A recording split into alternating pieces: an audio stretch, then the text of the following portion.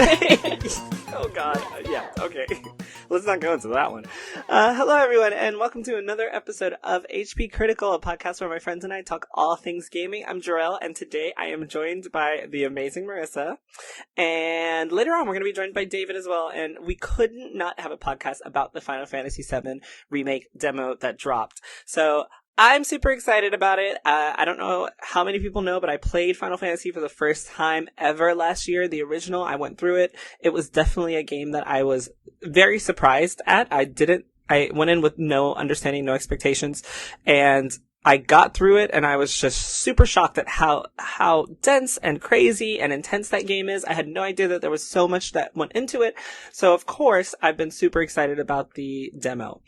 I grabbed Marissa because she's never played the original and was, I think, interested a little bit in maybe trying the game out. Yeah, I had seen clips from Advent Child, I think is what the FF7 movie was. Oh, Advent Children, yeah. I don't... Yeah. And so I remember being like, oh man, these characters look freaking cool and everything like that, but I didn't have the original game. I never played it or anything. I didn't even end up watching the movie. I just kept seeing clips of it and everything. So, well, I haven't seen the movie either. Yeah, I have had some spoilers for FF7, but I've never played it myself, and I don't know, exactly where all the events fall and everything that happened. So I will try my best to make sure that I don't spoil you in any way for the actual game. I mean, this is literally, it's crazy because this demo is basically one-to-one to what you play in the original. It's almost exactly the same. There are a few differences here and there. The scale is much larger. Okay, before I go into all of this, I want to ask you first, as someone who's never played the game, like, what are your initial impressions of the Final Fantasy VII Remake? Like, just where do you think the game is going to go? Without going into too much detail, like, did you like it? Did you not like it? How are you feeling about it? So, I feel extremely neutral because for everything that I like about it, there's equal parts that I wasn't crazy about. Mm-hmm. I know I am personally kind of on that cusp of liking JRPGs and not liking them. It really depends on how they're executed, how they're done. I think a lot of the times they are very over dramatic and overacted, and I just start to get bogged down by all of this like bullshit that goes on, and I'm like, oh my god, please stop. Mm-hmm. But I am excited for this game. I've seen the comparisons of what it looks like originally, and I think that any review that comes out from this point forward on anything, the graphics get 10 out of 10 easily. Oh my gosh. They are so beautiful and amazing, and especially if you've even just seen shots, like just screenshots of what the game used to look like compared to now. Holy shit, it is an entirely new game. You can tell that this was built from the ground up. This wasn't just, hey, we slapped a fresh coat of paint on it. It's fucking beautiful. Holy shit. I'm so happy that you went there first because you know that I'm a graphics whore, and as soon as I started this game, there's a section right in the beginning when Cloud, who thinks he's a badass and like flips off the fucking train because he's so cool. Yeah, because he has to show off. I love it. They do a close up on his face, and I was just like, look at this man's face. Like, that is the face of a real person.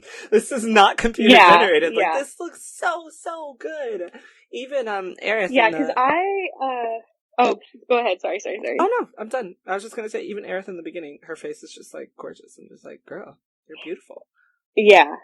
No, I mean, all of the details are so amazing because I kept being impressed anytime that they would like zoom in on someone's face, where you could just like see splotches of discoloration in their face. It wasn't just, like, oh yeah, this is what people should look like. This was, no, we want this to feel real. We want them to look like real people. And I remember even seeing up close renders of like Tifa, and just like, bruh, she has facial hair, and I'm just like, holy shit, they actually did that. Yes, it's so excited. I mean, that in itself is just So, and this is still PS4 era, you know? Like, we haven't even Yeah, gotten yeah. to PS5, and to see that amount of detail going into a video game, it just, if anyone is ever confused as to why this game is going to be 2 discs and over 100 gigabytes as a download, I mean, just try the demo. Realize that this 40 minutes to an hour that you just played is nothing compared to what you're going to get. And then I think it becomes very apparent why this game is going to be so big. Yeah, Even just pre-rendered cutscenes and the opening movie is just, it's gorgeous. Everything is so real. Anyway, so overall, yes and no. You're still excited about it, but you're still iffy, right? Yeah, still iffy. Still excited though, because as I was saying, pretty much every aspect. Like, if we just go down the list of gameplay, I have things that I really like. I think that the combat is incredibly fluid, but I feel like some of the things that they put in to make it easier are still kind of clunky, just like how you can walk up to these portions that have arrows and your character will automatically jump over barriers. So let's and stuff talk like about that. it. It's still... Let's talk about it. I wasn't going to go into it, but let's do it. Yeah, let's do it. So let's talk about combat first. I went in with very high expectations for combat for this game. Because I was very hyped about, because I love turn-based, as you know. Persona 5, hello. Yeah. Oh my god. One of the reasons that I always said I love Persona 5 so much is because the game made turn-based not feel like turn-based. Like, and even if you don't like a turn-based game, you can try Persona 5 and you might actually enjoy it because it's so fast-paced that it doesn't actually feel like a turn-based title. I was very concerned about Final Fantasy VII Remake at first, because I wasn't sure what direction they were going to go with the combat. And then I found out that they were doing this mixture of turn-based active time battle, Kingdom Hearts button mashing, and I was like, okay, this looks really, really cool. I really want to try it. I played the demo the first time, and I sucked. And I played it again, and I got the hang of it, and I was like, this is actually brilliant. I love the way that combat works in this game, because it's not just something that, and I don't know if you felt the same way, so you'll have to tell me, but it's not just, button mash, button mash, button mash anymore.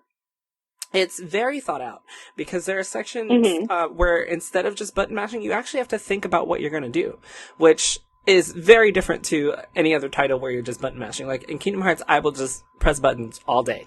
And in Final Fantasy VII, I actually need to, pay attention. Okay, my 1 ATB gauge is full. Oh shit, Barrett's over there dying because he's not paying attention. I need to switch over to him, and then when I switch over to him, okay, which one of his abilities is going to be able to stagger this enemy? Oh, none of them. Oh shit, now Cloud's being a dumbass and he's dying. Let me switch back. After I switch back, okay, am I going to use a magic weapon this time? Am I going to use an item because we're freaking dying? Like, there's so many things that go into combat that make it feel so exciting and exhilarating and keeps you on your toes. And I really, really love that. But how did you feel about it? I pretty much felt the same way. I felt like it was, especially because I am not really familiar at all with Final Fantasy games, it was a lot to learn right out the gate. And I mean, it's good. I'm not trying to be like, oh my god, this is too much, it's too complicated or anything.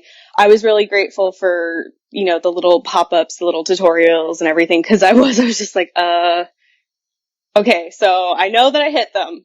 Cool, we got that established.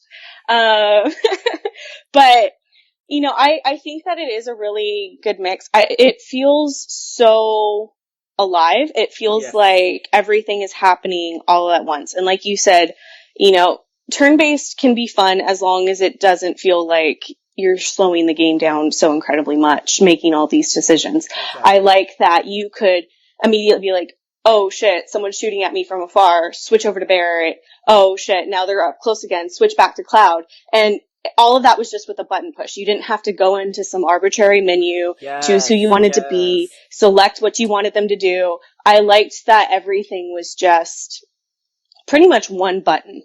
The only time that it wasn't was using items or switching over to spells. And even then it was, okay, I'm gonna issue this order.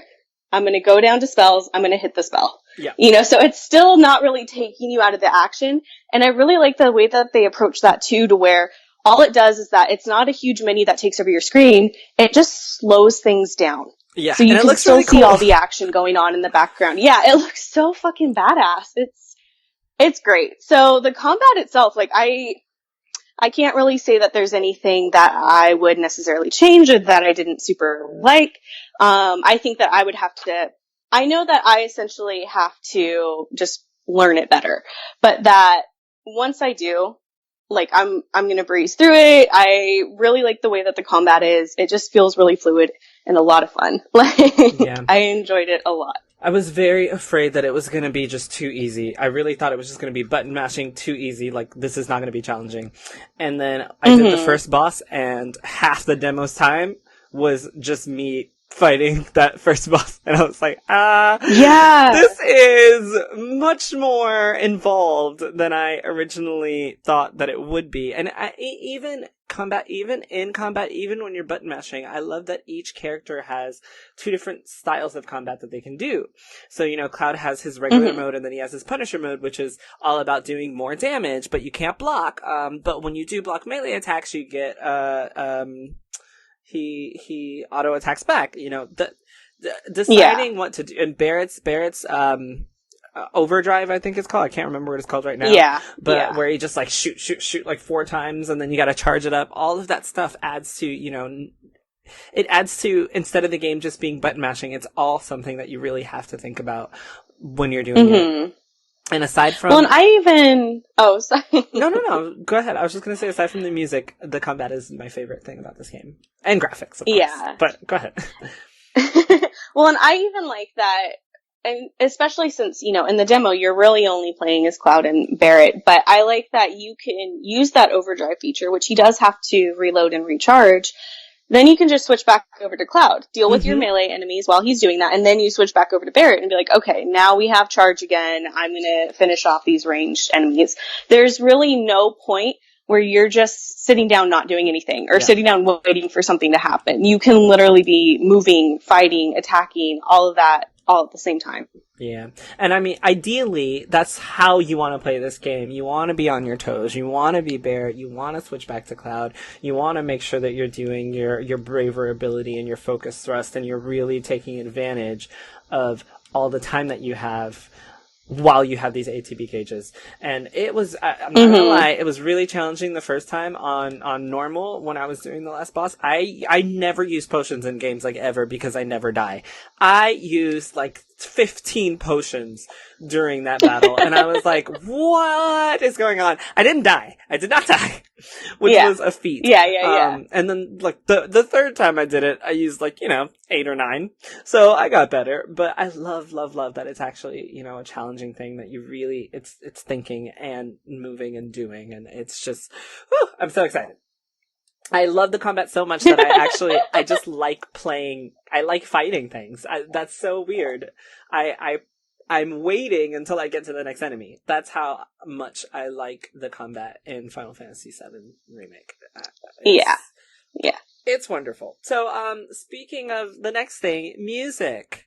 So I am a huge fan of the original, and the remixes on this game are just mind-blowing. But as someone who's not really into it, how did you feel about the scale of the music, the tone of it, the sound of it? I do really like it. I will be totally honest, and this is actually what I really admire about, like, music that's in movies and stuff like that too, is that I didn't necessarily feel its presence there in terms of, my attention is immediately drawn to, like, this tuba in the background or these cymbals that are constantly going off. Like, none of it was distracting. It all felt like it was there just making the moment more epic. So I couldn't tell you, like, my favorite song is the one that played during this. Because it was enough there that I could feel the energy and that shit's going down and that we're trying to race against the clock at certain points, or that you're about to walk into this boss fight. But, it wasn't overpowering. It wasn't to the point where it called so much attention to itself where you're like, okay, I've heard the same loop of music for 5 minutes now and I'm ready for something different. So I think that it's done really well, especially because there are times when you can just kind of go off and, oh, hey, there's boxes over here. So now I'm beating them up instead of running over to the next checkpoint. Yeah. Oh, there's chests over here that I'm opening. So even while you're doing all of that stuff, it's not like you're constantly hearing something that doesn't belong there. It all feels so in the moment. Like, it all goes together so well. Yes. I'm so happy that you feel that way, because I feel exactly the same. It's very nuanced, and it's in the right tone at the right time. So much so that you don't notice it, but when you do, you're like, oh, this works. This works very, very well. So we talked about graphics, and we talked about combat, and we talked about music, but I want to know what you like and dislike about this game so far. So really, I feel like for almost everything except for graphics, it's almost like two sides of a coin. So I love the controls in terms of combat. I don't like it for just walking around necessarily. I still feel like there's areas where it says that it's going to make it a little bit more seamless by you going and doing these different interactions, but then I was still running circles around a ladder, even though I approached it from the front, but Cloud just apparently didn't realize that I wanted him to climb a ladder. And I know it can be a little bit nitpicky. I totally get that. I'm not trying to be like, it's a horrible game because of this aspect, but it was kind of weird to go from combat being so smooth and so well-rounded to, okay, I've been running into this ladder for like 5 seconds and it's still not letting me climb. Yeah. I think it's weird that it's like you don't really have a choice to fight or not fight. And I don't know if that's just a common theme in Final Fantasy games. I haven't played like any, and if I have, it's been for maybe an hour. But once you, in the demo, you plant this bomb, you decide how long you want to have, and then you have to race out of there. And so my thing is like, okay, I'm trying to race out of here. I'm passing by like these super small sentry drones. I don't really need to stop and fight them. I can just keep running. And it wouldn't let me go to the next section until I dealt with them. And they weren't blocking my way. They weren't doing anything to me, like they weren't even shooting at me at this point. Like, there wasn't bullets that were stopping my progress or anything like that. So I really don't understand why it kind of was like, hey, no, you have this thing that you have to fight right now.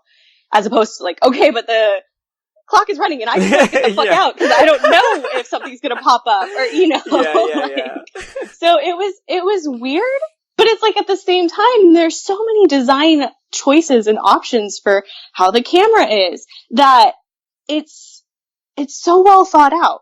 So it's those little things that I think draw my attention so much because the rest of it is so good. One of the things that I was noticing that as you are escaping after you beat that boss in the demo, you get separated from Barrett and you kind of have to go this different route with Jesse in order to catch back up to him. And my camera pans over in this weird way and I'm like, I don't understand why it's fixed like this. And all of a sudden I look over and I can see Barrett on the other side climbing up the opposite ladder. And I was like, oh shit! So it's giving you so much information. Yeah. As you're running through, there were all these chests that I had missed going in, but the way that the camera is angled is so perfect to show you everything that you've missed along the way, so you can stop and get those. It's not just like, well, you missed it, and so you're gonna have to do that on your next playthrough. It's like every minor detail like that was so well thought out. So it's a little bit weird that there's all these other things that are a little bit clunky or no, you don't get an option here. You have to do this thing. So that's, the aspect, at least with controls, is that you have this amazing combat. You have these camera decisions, these angle decisions and everything like that are just incredible and show so much thought and love from the team. And then you have this, once again, I'm just like trying to proc the next progress point and it won't let me go and I don't know what I'm doing wrong because I see the arrow and I'm standing on it. It's so funny because I actually have never tried to fight them. I always just fought everything just because I enjoyed the combat so much. So I actually had no idea that you couldn't progress until you fought everything in the area. Yeah. It was weird because I had made it to the ladder and it just, Cloud wouldn't put his sword away. So I couldn't climb up it. And I was like, what the fuck? I have to go back and deal with these two little shits that are not even firing at me anymore. Are you serious? That's so interesting. So I'm assuming, obviously this is just me making assumptions. I don't know whether it's because it's the demo that they force you to do it that way, or if it's because, you know, it amps up the tension. You only have 20 minutes and you have to go back and fight these things before you can move on. But what I do know is that in every other Final Fantasy game, there is an option to run so that you do not have to fight every enemy. So I'm assuming that in the actual main game, you will have the option. But that's, okay. I had no idea that was a thing. You can literally just run away. Was so weird. Because it was another one of those moments I was just so confused as to, I know I'm going the right way. This literally dens into a ladder going up. And I'm just like, nope, Cloud has a sword out. He wants to fucking brawl. And you have to go back. I was like, okay, I guess.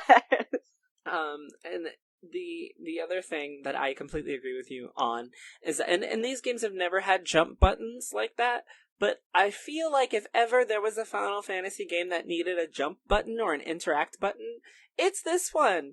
Because it seems so weird that I get, like you said, all these options, and I can't just have a button to jump over the turnstile. Like, what? Mm-hmm. I gotta just walk into it. And it's not a bad thing that it just happens automatically. I think it's just that the type of game that this is becoming, because it's no longer just a turn-based style JRPG. Now it's so involved that it makes it so weird that even though it's so involved, there are still things that you can't do on your own. Which includes jumping over shit, because there's no jump button. Yeah. No, honestly, anytime that there's games that don't have sprint or don't have jumping, I'm just like, it's 2020. Yeah. We are all used to the concept of sprinting and jumping in video games now. And that's the other thing. Oh my gosh, so that's the other thing. You have like 3 different buttons you can press to sprint. Yeah, you can click in the button, you can press R1 or you can press R2 and they all make you sprint. But you can't jump. Just I don't know I don't know. It was and it's not a huge deal, you know, like it's trivial. After like my 4th playthrough, I was used to not jumping, but I remember the first time being like, y'all really not gonna let me just jump over this? Like, do you think I can't jump, Square Enix? I'm an adult. Yeah. Jeez. Well, and I think too, in a game that's asking you to make so many decisions in the moment, it seems weird that they take one of the core decisions away from you of, do you jump over this barrier? Do you continue to move forward? Do you, you know, so it's like, especially, you do have interact buttons. So it's not even that, oh no, everything is so committed to another command. Mm-hmm. But, like, so far I haven't seen anything that said, hey, press X to do this. I'm like, come on, just let me press X to jump. They're like, no, Marissa, you guys are just not capable. Your brain's already on 10 different things. You can't think about jumping as well. It timed out how long I had to read about one of the fucking commands or something, and it was like, if you can't read about this fucking limit break right now in the middle of shit, you dumb bitch. Like, you don't deserve to jump. You get that later if you speed read all of it. That's great. Oh my gosh. This has been the best conversation already. I am in love. I'm literally loving all of this. But I'm the same way with like the acting and the writing. On one side of the coin, I feel like the acting's really well. And from the pieces of the story that I do know, I know that this is going to kick off. Like, I know that there's some shit going on. And I already could see some of the kind of like hooks just to show you that some shit's going on. Mm-hmm. Like, things that I don't know exactly what they're connected to. But during the demo, I could see that, okay, well, the bomb went off. It didn't really seem to do shit. And then they gave the order to shoot the reactor. Mm-hmm. And I'm like, so this is a setup, clearly. I want to know more. You know, so already, this demo, I'm like, I want to know what happens. I want to know why that decision was made. I want to know why they're letting this happen. You know, I want to know the consequences. I want to know if Cloud and all of these party members I've just spent all this time with are getting lured into something. Like, I want to know. But then on the opposite side, all I did was laugh, and I was so close to messaging you last night when I was playing to be like, Jerel, you got me playing some stupid ass. Oh my god! So as that train scene that we were talking about and how beautiful it is, it is absolutely gorgeous. I will never badmouth the graphics in this game. It was amazing. But everyone starts to get off the train, and it's literally like a minute of just efforts and sound effects. There's no talking, and it's more than you needed. I get, like, oh, you're jumping from a train, you're landing on your poor little feetsies and your legs, and so it hurts a little bit. But it was like, every time they looked at each other, it's just like, and just like, Yeah. for a minute, I was like, are we gonna do something other than just those, like, weird, cheesy looks at each other of being like, okay, we're all on the same page, right? We're all on the same page? Yeah. No, we're just gonna grunt at each other until Cloud shows up. It's stuff like that does pull me out of JRPGs. I so see. fucking quick. Way quicker than it should. But I'm just like, it bothers me. So can I ask you a question? Oh, go ahead. Yes. Do it. No, go. Ask. No? Do it. Okay. So, how did you feel about the interactions between characters, like during combat? The banter between Cloud and Barrett, or, Jessie, who was super into Cloud and just flirting with him all the time. I mean, who isn't, though, honestly? How did you feel about so that? Again, did you feel like it was a lot? I'm mixed on that. Mm-hmm. I feel like on one side it was done really well, at least with the actual conversation and communication. I really like that. I walk off to go talk to Barrett, and the entire time that he's like giving me shitty looks and more efforts, like that's all that he's doing. I can hear Jessie in the background just talking about how fucking cute I am, and I'm like, that's really cool that I can still overhear their conversation, that it wasn't like you took 2 steps away and then it was like, conversation done. Yeah. I like that it was still living and breathing and happening. But some of the different things that happen, it's kind of like unnecessary, I guess, or it drew so much attention to it. Because I think that they already kind of do a good job of drawing your attention to stuff. When you're doing that fight, constantly Cloud is telling you need to be using lightning magic. You need to be using spells. Yeah. And I'm like, okay, cool. It tells me that I need to be doing something different because clearly I'm not doing something effective. But there were a lot of times, too, where there would just be, like, little things that would get said, like all of Cloud's, like, his like snarky little things that he says and shit like that, to where he was like already starting to repeat a couple lines for me, and I was just like, okay, well that takes me out of it. I'm totally down for the ones that have purpose and are telling me that I can't do this because they're too far away, and so, oh shit, that's right, I'll be Barrett. I love the ones that are reminding you what to do. I liked the ones of Jessie where she's kind of like running off and just follow me, and you have to work on the timing. Because that's stuff that your team members would fucking tell you anyway. Exactly. So it's like, all of that stuff is really good. But then, again, it was when I was in the beginning of the train station, and you just get 2 guards at a time each time that you go into a separate room. And it was just like, all the stuff that Cloud was saying was to the point where I was like, okay, I'm not even fighting anymore, and he's still giving me combat lines. So, it's weird. Like, it's not game breaking, again. There's so many amazing things. It's just like one of those weird things where they took so much time and care to all the other lines, but then there are like these sloppy, don't need to be there, don't understand why I have combat lines when literally the last dude has been dead for 30 seconds, making me think like, oh, there's another fight going on, and I'm literally just walking up the stairs and nothing's happening. So that actually does concern me a little bit, because you're already hearing repeated lines, and we're, the first 40 minutes into the game. But I'm also thinking, and this is just me loving this game and being optimistic, but, also being serious, I'm also thinking that because this is a demo, we might have gotten an earlier build, and hopefully when there are different situations that happen, Cloud has different things to say, because the banter between Barrett and Cloud, I actually loved. I thought it was hilarious because they just go back and forth all the time. And it was specific to that fight. although it was repeated in that fight, it was specific to that fight.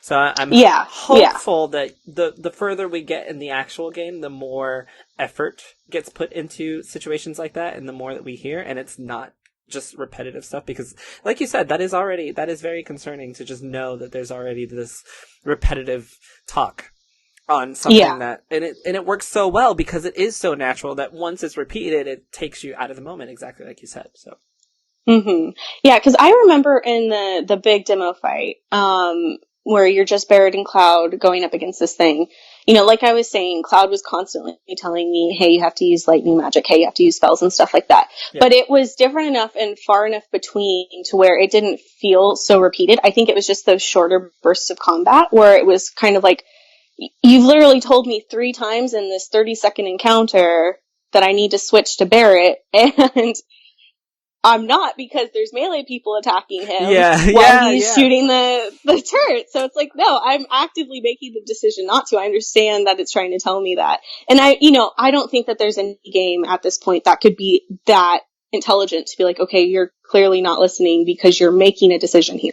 Correct. So I'm not even trying to be like, that's bad. It's just that it's weird that you would almost think that in these longer fights, you would start to get to the point where you're like, oh my god, Cloud, shut the fuck up. I know what you're telling me. But I had that in the shorter combat experiences. And then in the longer one, it all made a little bit more sense. You know, I kept getting hit by the EMP move. And it wasn't that I wasn't trying to move out of the way, but it was like, oh shit, I start to roll and then I'd go into the railing and be like, fuck, I thought that I was further away from it, or, you know, something like that. Thinking I was out of the radius and I wasn't yet, knowing that it was so fucking close to being staggered and it wasn't yet. And so I just kept trying to like, if I let a few more fucking attacks before it does the EMP, I can do it. And then it just fucking kicked my ass. And so at one point, Cloud was like, we need to understand the timing of these moves better. Yeah. And I'm like, you know what? You're right. I just need to stop being so like, no, he's so close, he's so close, he's so close, and just like back the fuck up and not get hit by that and do it. So, I mean, it is a very intelligent design. It's just, like I said, it's weird that I'm already kind of frustrated with the shorter combat experiences. But then when I was in the actual boss fight, it felt epic. It felt in the moment. It felt like, holy shit, you know, they're communicating with each other. They're trying to be tactical with each other. They're telling me decisions that, you know, Barrett thinks I should be doing as Cloud, that Cloud thinks Barrett should be doing, you know, and I'm like, that's so fucking cool to just have this constant communication like an honest to God team would if they were in this situation. So again, it's one of those, one side of the coin is absolutely perfect and amazing, and the other side of the coin is like, really? We're having problems with this already? You know, it's so funny because I love it. I love that too. When they're like, when you switch over to Barrett and he's like, yeah, it's my turn now. And I'm like, yeah, it is your turn, buddy. Let's go. But then also, I had the same thing. Cloud was like, you need to memorize these moves. And I'm like, okay, bro. Okay. Like, you're right. I really You're right. Because I'm fucking up here. But then I also agree with the whole like, okay, this could be, if it is repeated, it can get a little tedious. So one thing that I will say that happens that in this demo that actually does not happen in the original, which I don't really think is a spoiler, is that because you mentioned it already at the end when President Shinra actually blows up President Shinra actually blow up the area. In the original game, that's actually not what happens. In the original, the bomb that you plant actually does blow up the game. Does blow up the tower. So that's something that they changed in the remake, and that also made me think, okay, where is this gonna go now? Because a lot happens to them when they think that they are the reason that this happened, you know, like, okay, I blew this shit up, I have to be responsible for it.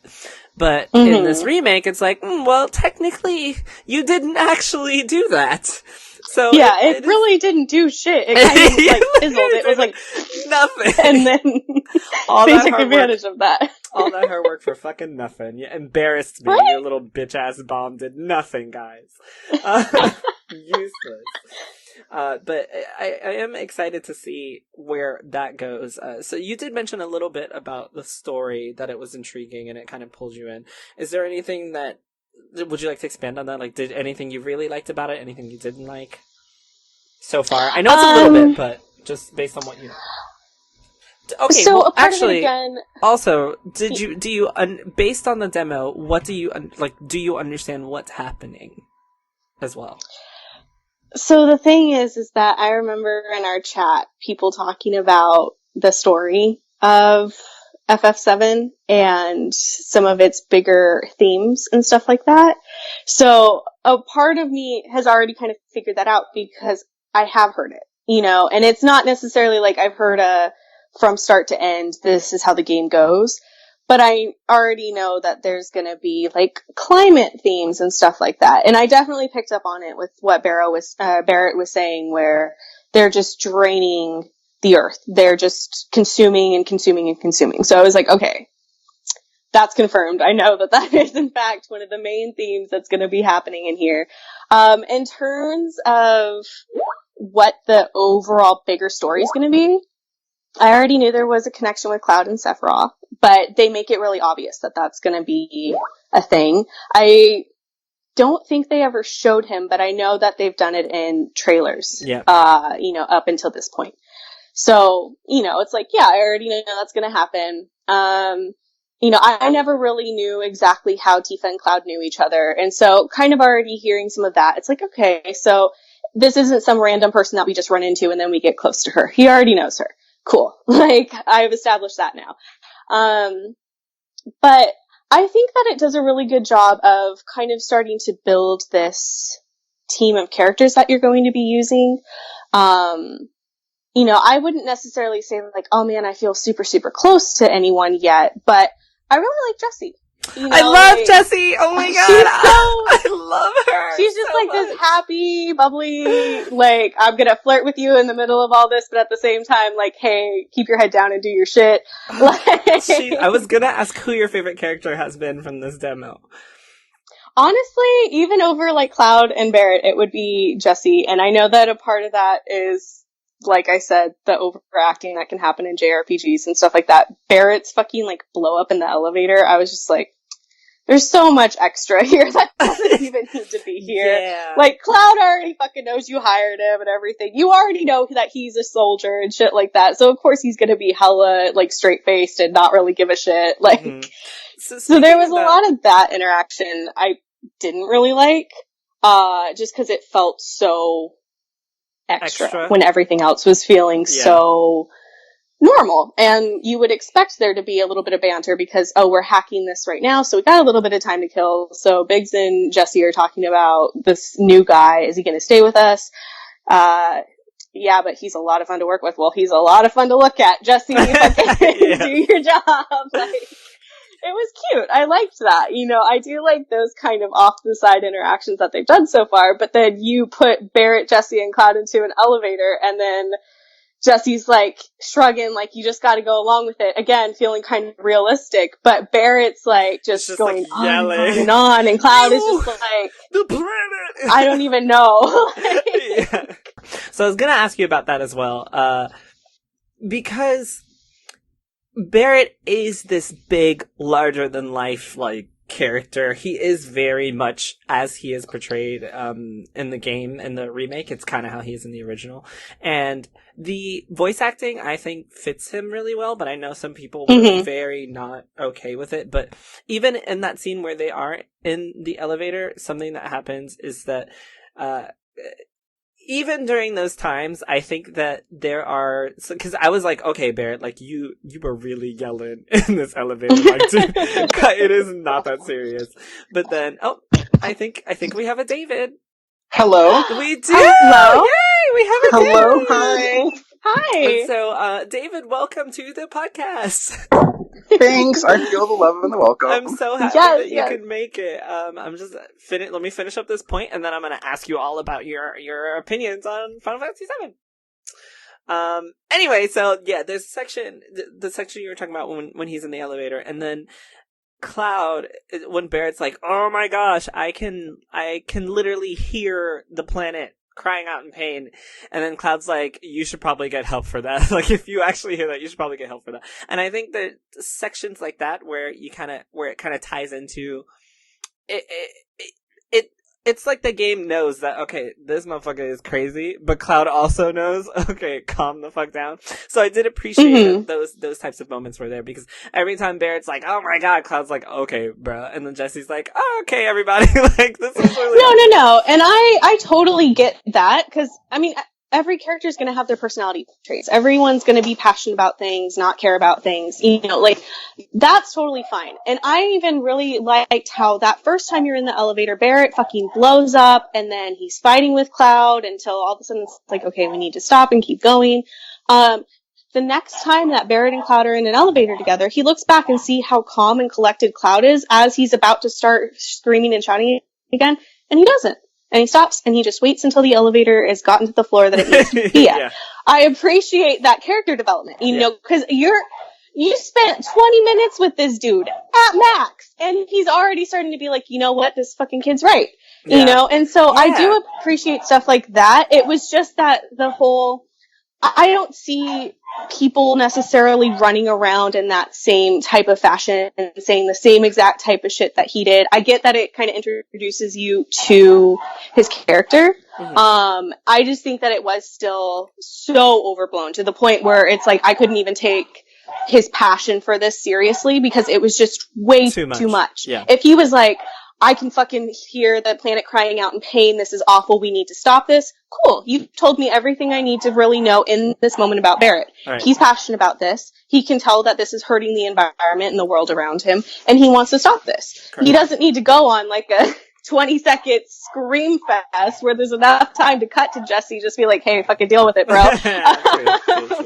You know, so it's like, I don't have issues necessarily with how loud this character is, how opinionated and how passionate and stuff like that he is. Like, no, that's all the shit that I want. It's just that I felt like some of the writing was not very serious enough for how serious he feels about this, if that kind of makes sense. It definitely does. And it's so funny. I'm so happy that you love Jessie, because I know that you know that that's the same English voice actress for Futaba in Persona 5. Yes. And I was like, oh, look, you're best girls everywhere.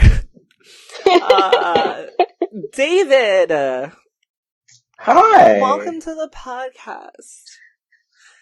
Thank you for coming. Sorry I'm so late. No, oh my gosh, no, thank you for hanging out with us. Thank you. So, of course, we just want to know, because, correct me if I'm wrong, but you've played and finished the original Final Fantasy VII? Or did you not?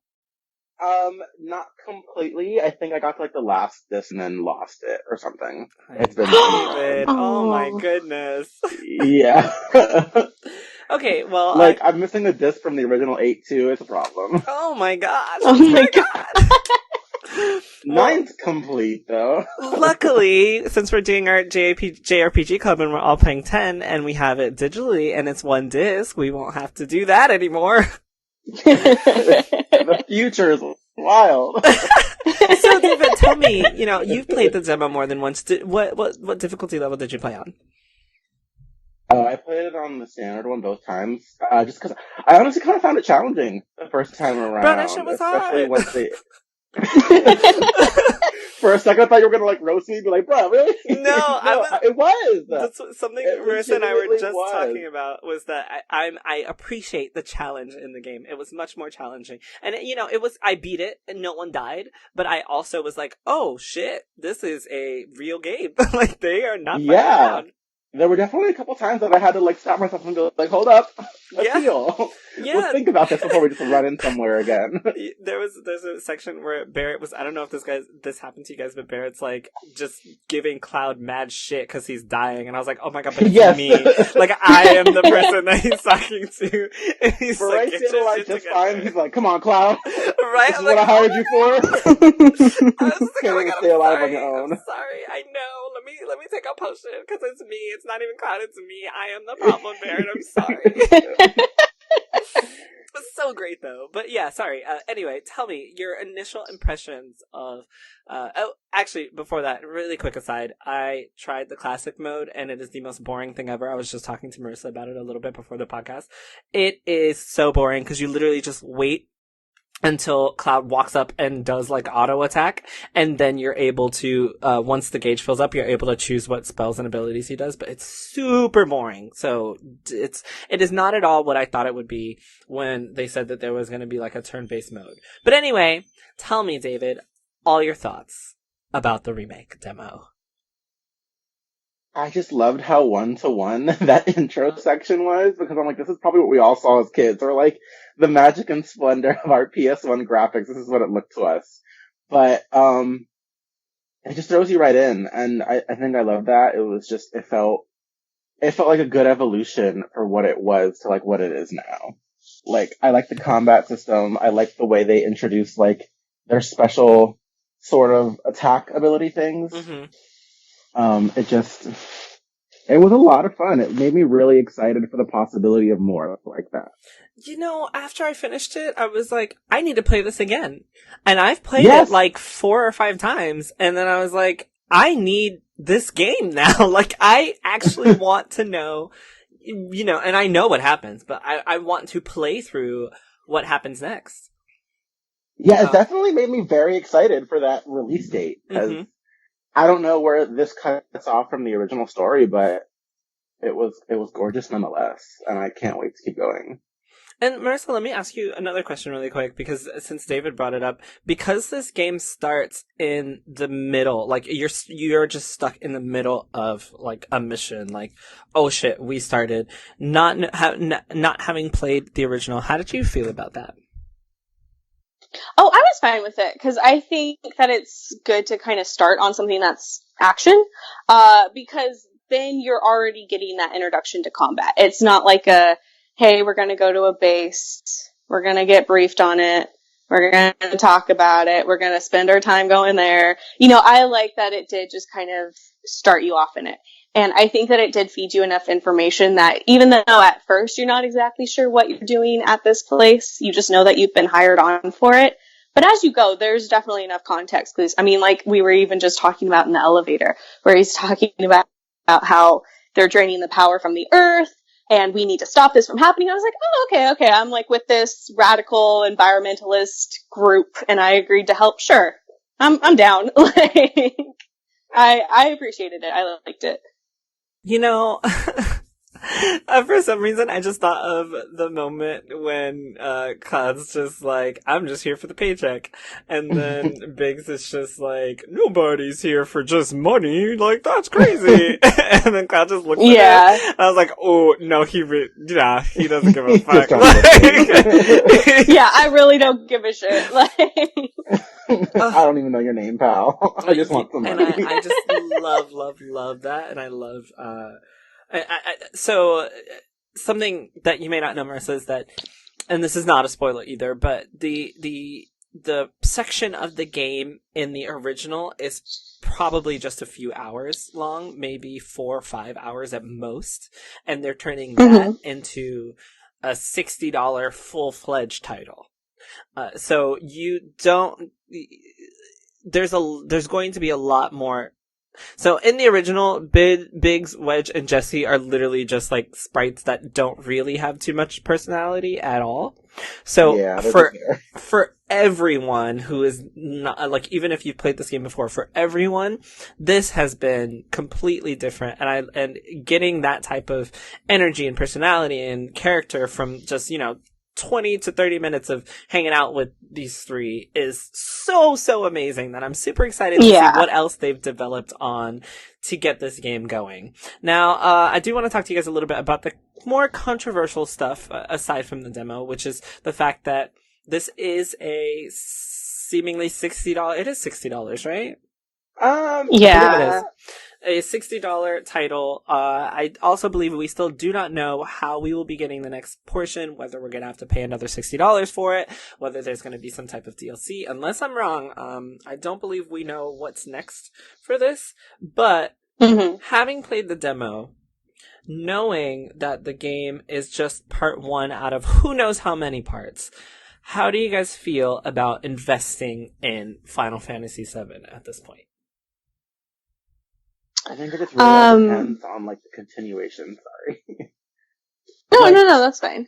from here, like, how does this game expand? Is it going to be like a Final Fantasy 15 story going forward, where like we pay like a season pass for like $30 and there goes the rest of the episodes as they release, or are we going like 13, where each one's going to be like a full-fledged $60 video game so we complete the game? I'd much rather the 15 route, but I guess time will tell. So, for you, it all depends on how it's released. I mean, I'm still going to invest in it regardless. Okay, that was my question. If we're being honest. Yeah. That was my question. I mean, I ain't gonna lie to you. It's gonna happen. Okay. And unless they do some nonsense of like jumping platforms whenever the next gen stuff comes out, but I would hope not. You mean like Kingdom Hearts? Oh. Sorry. Oof. It's Wait, facts. I said, do you mean like Kingdom Hearts? But also, like, it's just facts. You can't go from KH1 on PS2 to the sequel on Nintendo's 3D, DS or whatever it was on. Don't do that. Oh, true, yeah. Don't yeah. Yeah. There's a whole lot of things going on. Way too many console jumping. I mean, like, hey, the third one came out like 15 years later, so... Facts. So, Marissa, what about you? How do you feel? Like, are you going to purchase? Has the demo swayed you one way or the other? If I knew how the second half of this, or probably not even second half, we don't know yet how many releases there's going to be, how many, how long it's going to take, if it's going to be a lot of episodes, 2 episodes, we don't know all that kind of stuff. If it was just a base game, hey, day one, you get all of it on disc, $60, absolutely, of course, holy shit, yeah. Because it looks like it's just going to be an amazing game, and I think it's definitely, well worth the $60 just for the game itself. Because I don't know what is going to happen after, I don't necessarily know if this is a $120 game for me yet. If it's, hey, we released this one disc for you for $60, and then the second disc for you for $60. So that's the thing I think in my mind, especially as someone who's not played the original and not know how in-depth or how cool or how, crazy the story's gonna get. That makes me still not want to buy it day one. Like, I really do want to get into this game, but I want to know more information about how releases are going to happen afterwards. It's like, I just want to know what I'm getting myself in for, as opposed to, I'm going to get the $60 thing and then find out, like, oh yeah, there's going to be 3 episodes additional to this one and they all cost $60. Because I'm like, whoa, hey, hold on. So it's kind of weird. I think that because there's not anything really known about what's going to happen after this initial release date, that it still makes me like, it was a good game, but I want to know. So yeah, I'm still very on the fence in terms of that. Like, I really want to know the story. I'm totally down to find all that stuff out, but until I know how these releases are going to go down, I am going to wait and see. So, even though it is a full $60 complete title where you will get a beginning, middle, and end to this game, you still want to hold off to get the whole package.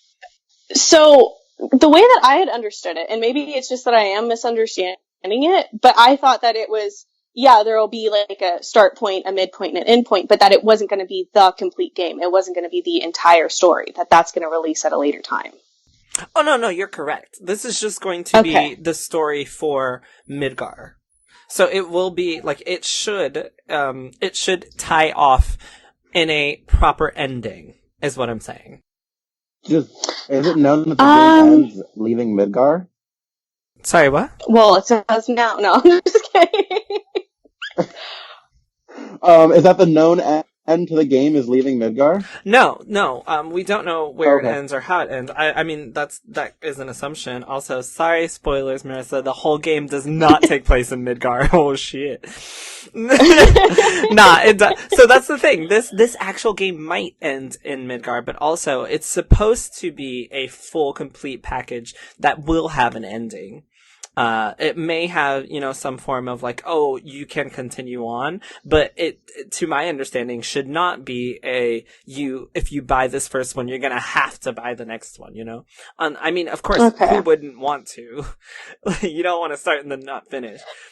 But it should have, like, a complete ending, beginning and ending, that wraps up at least this portion of the story.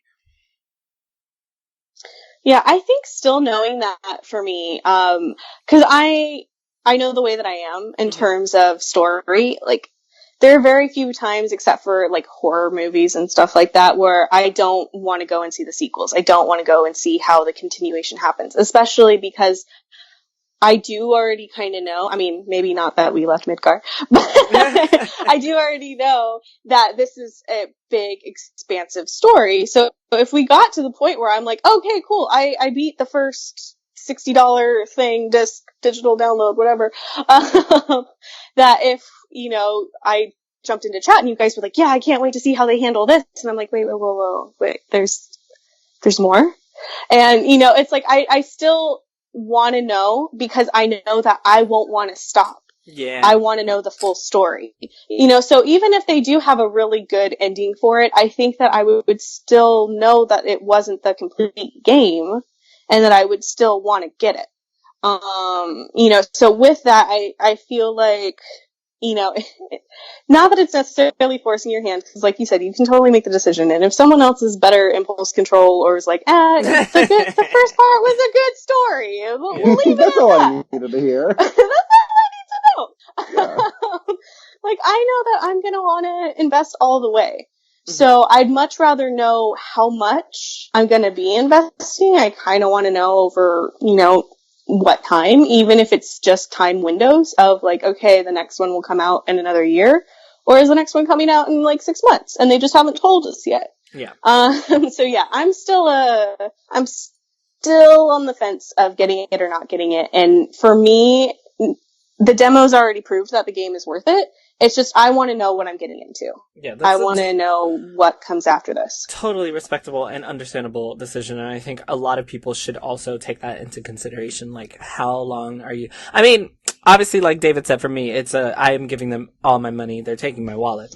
That's just because I love the original. I'm signing over my firstborn to them. I'm giving them an arm, whatever they want that. Me. Yeah, what do you need? and just because even this demo, I loved it so much that I played it 5 times. But also because I know that next gen is coming out at the end of this year. If I think that this looks and plays great now, I cannot wait until I get the more involved story portions. Because I know what's coming. Being able to see that on a PS5, on like a brand new TV, brand new console.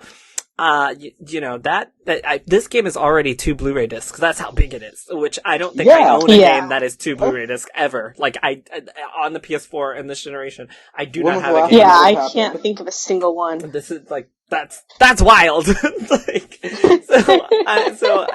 am looking forward to it. Midgar's gonna be a fully realized city, guys. Get ready. We're never leaving. You can buy tickets to go to Midgar right now, guys. That's how real this is. Announced right here, guys. You heard it here first. We're gonna go hang out with It wasn't a video game, it was a movie. We filmed it all on location. Go now. Yeah. I mean, with that animation work, I believe it. For real. Right? I'm still just, woo! But anyway, I am very excited to see where it goes. My next question for you guys, and this will probably be my last question, aside from like overall thoughts and feelings, is: do you think that knowing how big this game is going to be, playing the demo, knowing that it's 2 discs for just one portion, do you think that splitting the game up was the right thing to do? I'm gonna let David go first, because he's at least played more of the game and has a little bit more of an idea of what goes on, and then I'll go.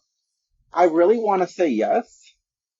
I can't remember like how much time I sunk into 7 and like hadn't fully finished it, but like it was a massive game. And with this being 2 discs, like how huge is this really?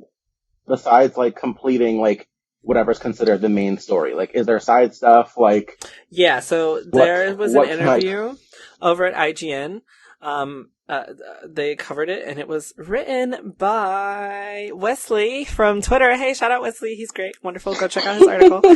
His article, Final Fantasy VII's Remake. It's titled Final Fantasy VII Remake's Side Quests Will Maintain Quality of Story Missions, with the subheading Quality over Quantity. And there was a interview with Tetsuya Nomura, and one of the things that he said in the interview is that the side missions of this game are going to be just as big as the main story.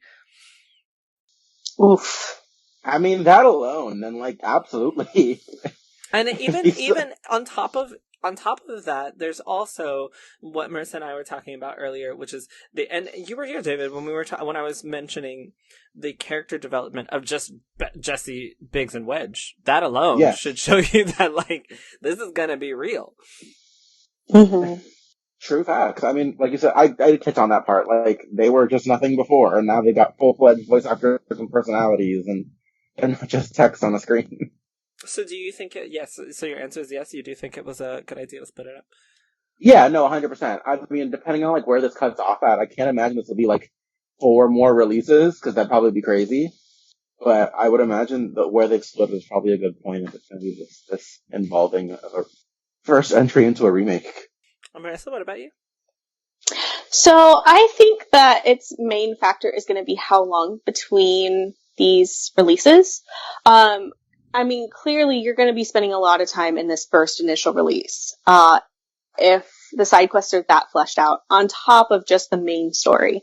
And then, like you said, just adding in all those additional moments, because if in the original Jesse and Biggs and Wedge aren't saying anything, then you're not spending time on that and you're just going into other stuff. Now you are spending time on it, as well as who knows which other additional characters that they've decided to completely rework and revamp and add to. I think that as long as it's kind of like a balance of, we know that you guys are going to be spending 80 to 100 plus hours in this game, so that you're not going to be bothered waiting for this second release, then yeah. But if it starts to get to a point where you're like, okay, I completed the main stuff. Okay, now I'm completed a lot of the side stuff and we still haven't heard about the release, then I think that's where it becomes an issue. As of right now, even tentatively, because we don't know that next release date and how long it might take, I do think it's a smart decision, because that's a lot of fucking room. Yeah. That's a lot of space on your hard drive, and it's going to be a lot of time. Just like, even though it's different because it's not 2 discs and stuff like that, but even with Persona 5, I mean, I know that we were sinking in, like, over all of us, hours. like 80 hours at least. Yeah, 100 hours in some cases and stuff. And so now that Persona 5R is coming out, it's kind of been nice knowing that's going to happen, but I know that it kept me from doing, like, New Game Plus, because I was like, I don't want to be halfway through this. Oh, yeah. P5R come out, so it's like, I do think that taking a break could totally be fine. It's just, I think it kind of depends once you do get to that level of, okay, people have been playing this, and they're getting through the main story, and now they're powering through the side quests. If they don't have at least a window that's somewhat achievable or close to them, like, for the next release, I think that's where it becomes an issue, and people might either start to lose interest or be like, well, damn, I don't have enough space now, so I have to figure out what I want to delete, and maybe I don't want to delete stuff, and new games are coming out, so it kind of depends. I think that they're going to be okay. It sounds like there's going to be so much to keep people busy with, but, again, it's going to be one of those wait and see things for me, because it could be risky if they don't announce something once people are realistically starting to end their playthrough. So for me, I think that splitting it up was the right thing to do. I think the proof is in the 100 gigabytes of data that we're going to store on our hard drive when we download this game. Yeah. I think the proof is also in the 2 Blu-ray discs. I think, and at first I was like, okay, this could be a bunch of just filler shit, It could be 50 hours of great gameplay and then 50 hours of fetch quests, for all we know. Which would suck so much. That would be shit. But, and I was very, very concerned about this at first, because I really need to see what what this game, like, why is it that those 2 discs could not contain the entire story of Final Fantasy VII? Now, also, the story of Final Fantasy VII is convoluted as fuck. Long as shit. It is crazy. It's expansive. It is huge. A lot goes on in that game. Like, it goes from small town to very big, very quick. And I won't spoil. Just, there's a lot. There's a bunch of shit that happens that you won't see coming. But I think playing the demo has made me realize, okay, yeah, I am 100% okay with the split, because a lot of times people will say, you know, that games feel like they're unfinished, or I think, David, you've played Three Houses. I think Fire Emblem Three Houses is a great example of a game that could have benefited from having its entirety be on, you know, the one disc, because right now there's DLC that adds more story, and there were characters added after the fact, and it all seemed very like a bunch of stuff that should have been in the original game was left out because there was no space, there was no time, whatever that reason is, it's there. And it sucks as, you know, players who don't get the full experience, because I bought the game day one. I did not buy the DLC, and there's so much more that I've missed out on, but I finished it. And I don't necessarily want to go back. That was 150 hours that I don't know that I want to go back and do.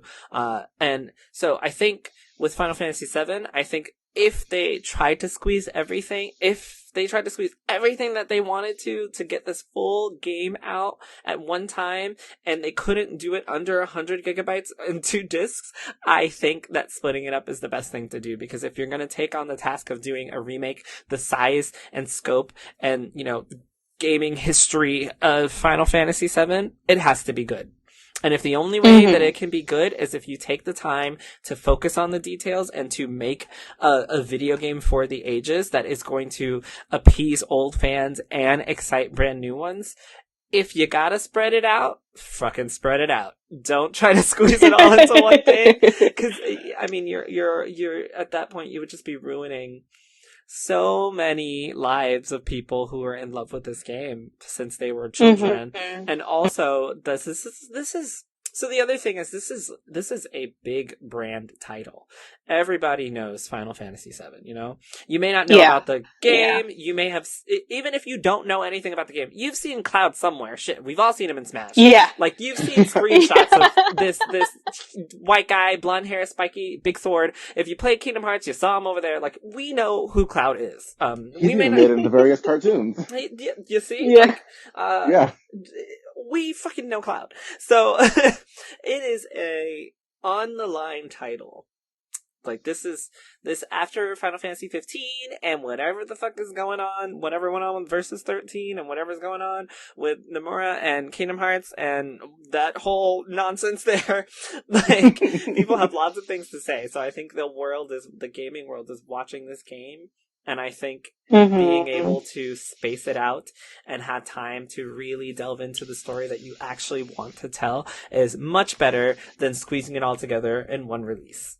So I think it was the right thing to do. I still am hoping, beyond hope, that we get some type of, like, you know, DLC fixture, like David said, in which we can decide to, you know, maybe buy the second half of the game for, if you have the season pass. I don't know, shit, they might do one of those things where you get it for free. I don't know. Let's hope. Just give us all, like, throw my money into the fucking pile right now. Right. Let us pay $60 one time and then just redeem the story as it comes. Or maybe charge, you know, $5 or $10 for part 2 and part 3.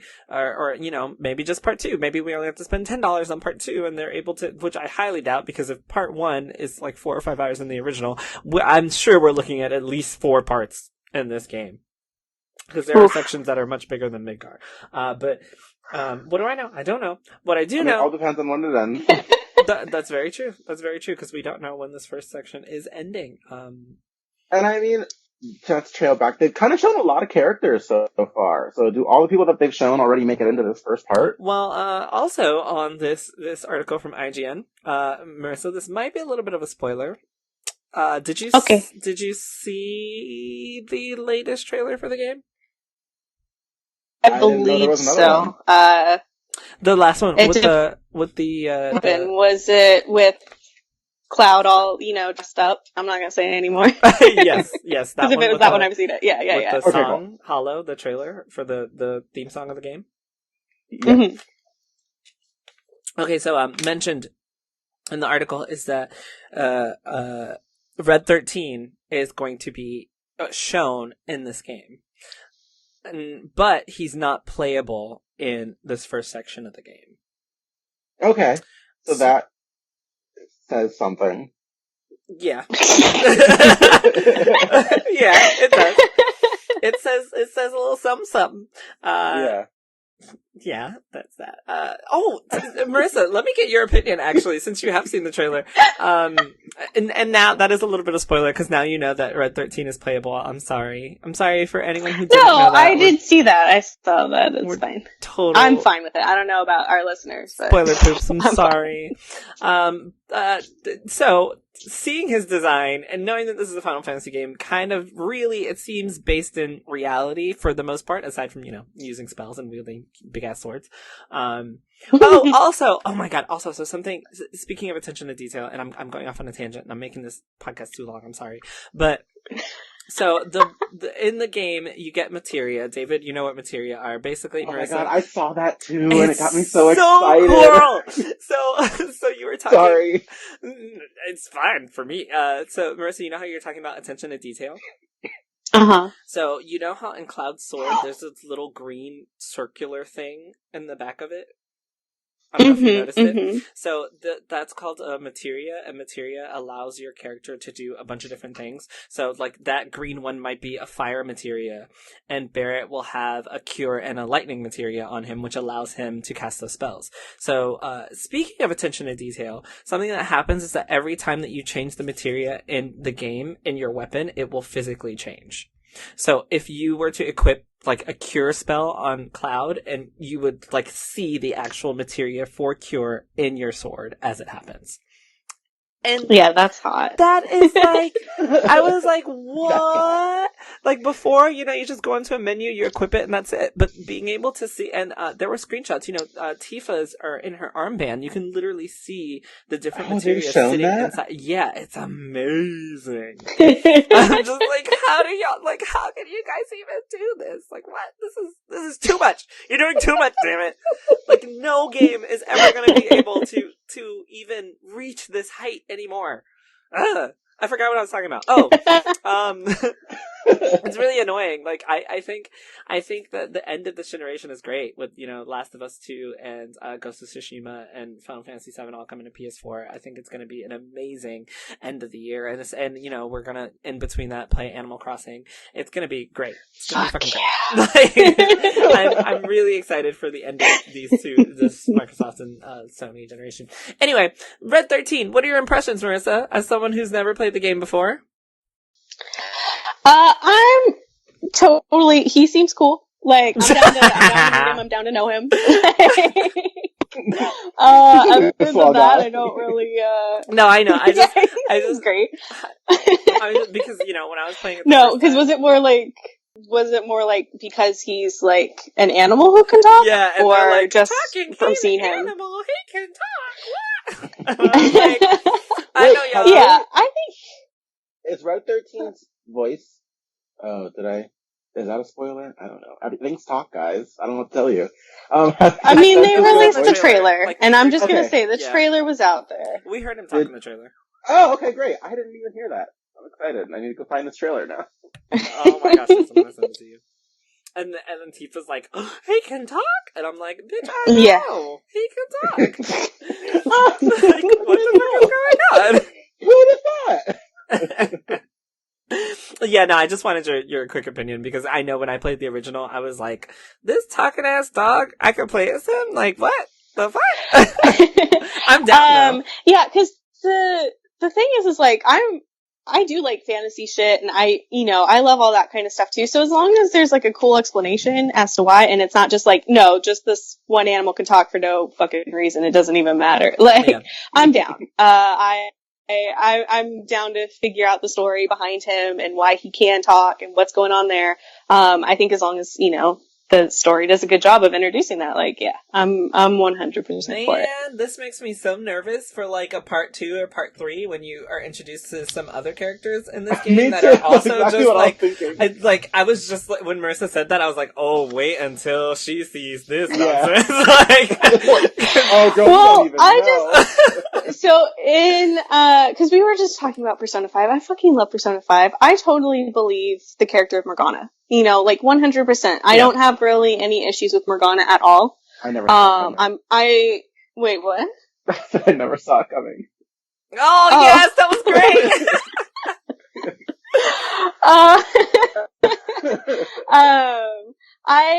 So as long as there's a reason for them to be there, or as long as it's kind of introduced as like, yeah, this should be, of course he's there. Or at least other characters are being like, you know, just like with Tifa, you know, at first being like, what? They can talk? And so then you're gonna explore that. So I'm down for that kind of stuff. Cause there's been plenty of like animal companions, animal characters and stuff like that have, even though the rest of the game doesn't seem like that would necessarily fit in, as long as they do a good job with like explaining why. To someone like me who has no fucking idea, never played the game or anything like that. So I'm sure everyone else is like, duh, of course. Like, yeah, I wasn't like, oh wow, this game looks stupid now because there's a talking tiger dog thing. Like, I was like, oh, I like his voice and he seems nice and I want to know him. Yeah. Okay, so and one more thing, and this is a little bit of spoiler territory for anyone who has not seen the trailer. It's only if you haven't seen the trailer. Oh, okay. Oh, the trailer. Okay. I'm not spoiling you on anything that was not revealed already. I promise. I want you to experience this like as it is, and I want to hear all your opinions. So I would not spoil you on that. But because I'm surrounded by a bunch of LGBT friendly people, and you guys have seen the trailer, what did y'all think about cross-dressing Cloud and that scene that they showed off? David, go. I mean, I played the original, so I remember that. So I mean, I'm super excited to see my girl Cloud. Yes! I hope she got a name. Yes! She lip sync for her life. I can only hope. Oh my god, yes. I mean, it was really well done.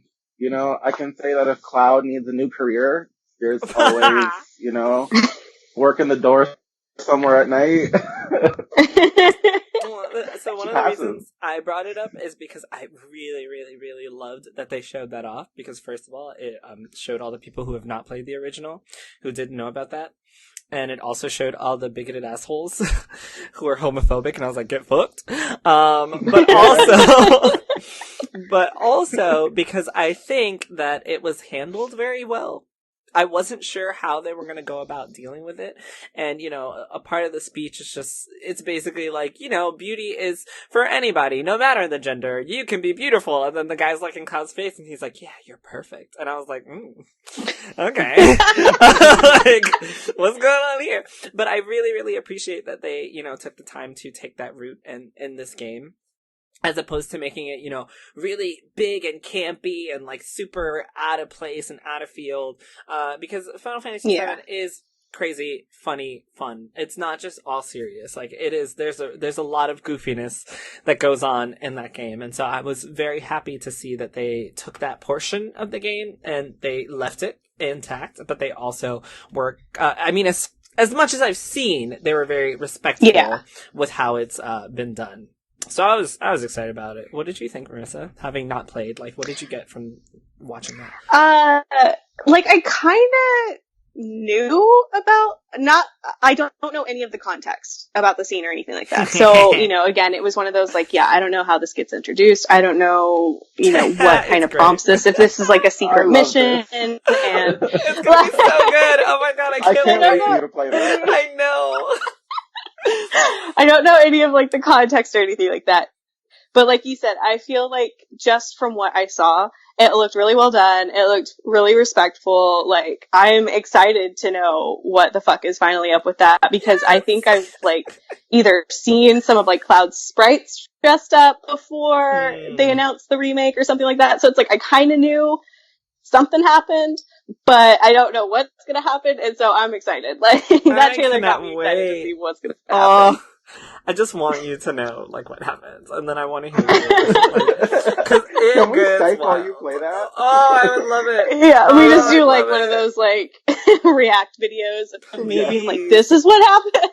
And then after, like, I just want to see leading up to it, and then when it happens, and then after it happens, you're gonna be like, this bitch. And I'm like, yes.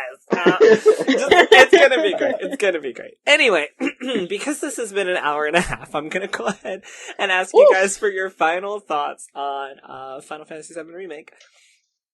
Anything you want to mention that you weren't able to, that you really, really liked, that you really didn't like, whether you're interested, whether you are tentative on picking it up, anything else that you want to say before we close out? I'm really excited to see, like, some of, like, our favorite characters from Final Fantasy VII, like, appear for the first time. Because, like you said, there's, like, you got Red 13, like, get ready for something else, Marissa. Mm-hmm. Or, like, you know, some of our other friends that we may have to, like, collect to be in our party. Like, I just can't wait to see how, like, they're handled or how they play. Like, I can't wait to see Daddy. That's all I'm gonna say. I want to see him so bad. He was, like, he's dead. Yes. If you play through the original, you know who Daddy is, hopefully. And Daddy's got some nice black hair, and he's really fine.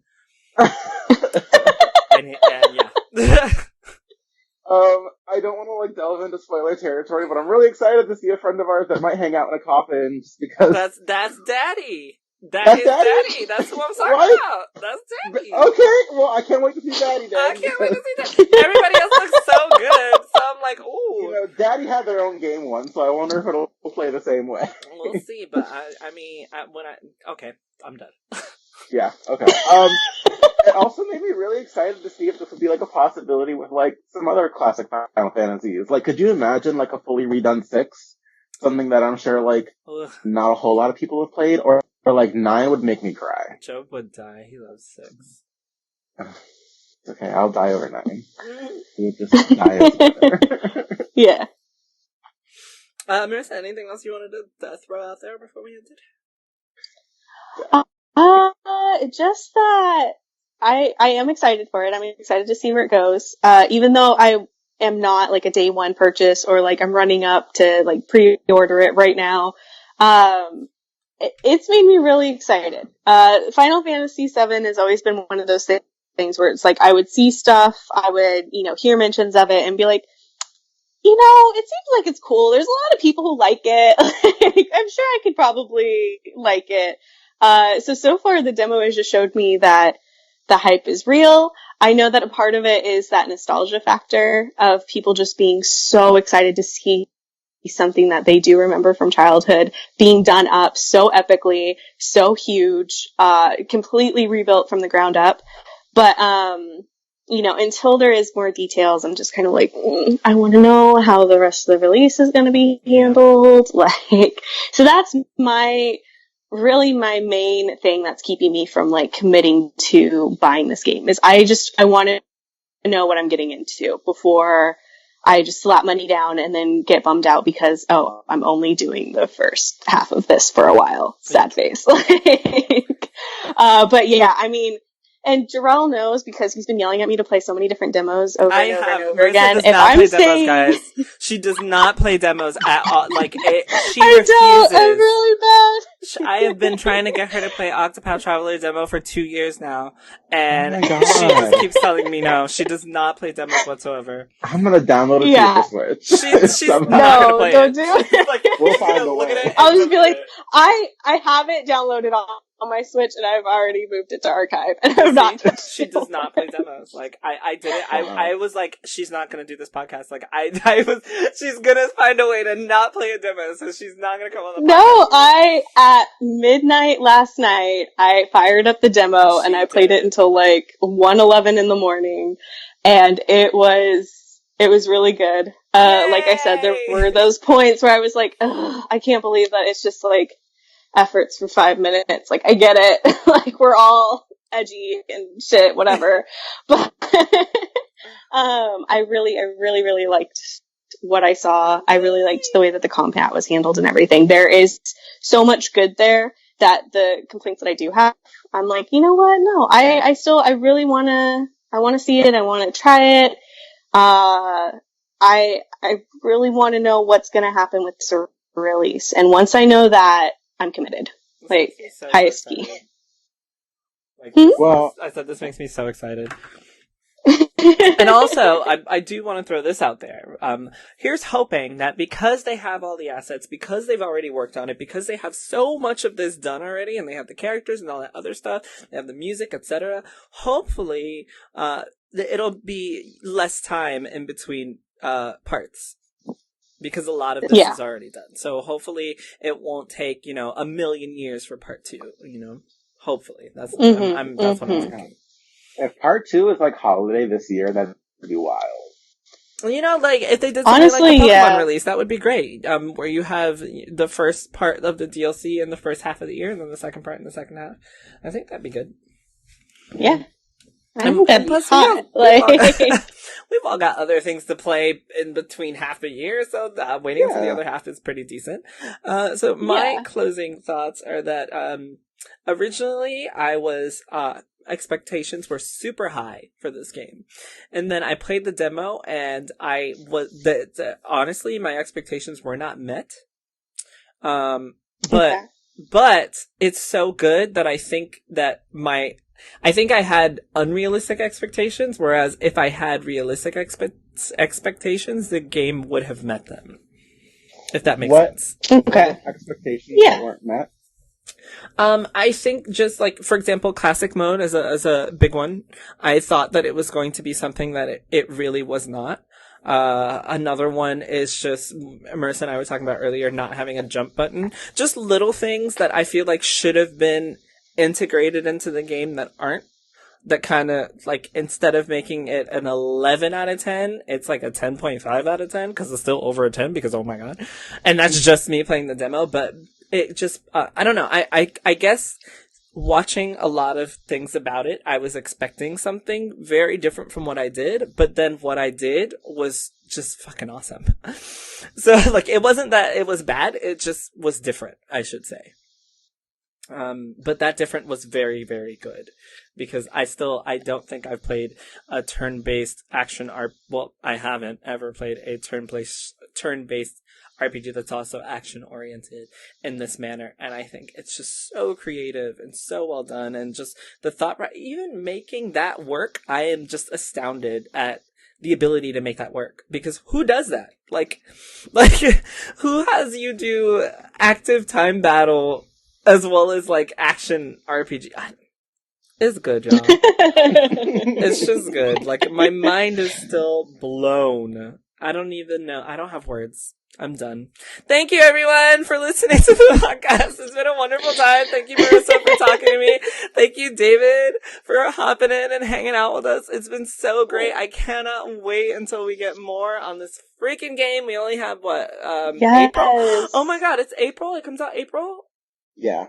Holy smokes, it's March right now. We're almost there. Gosh. What is that, April 10th? April 10th. Okay. Let me, I have so many games to finish before this. Alright. Bye, everyone! Bye!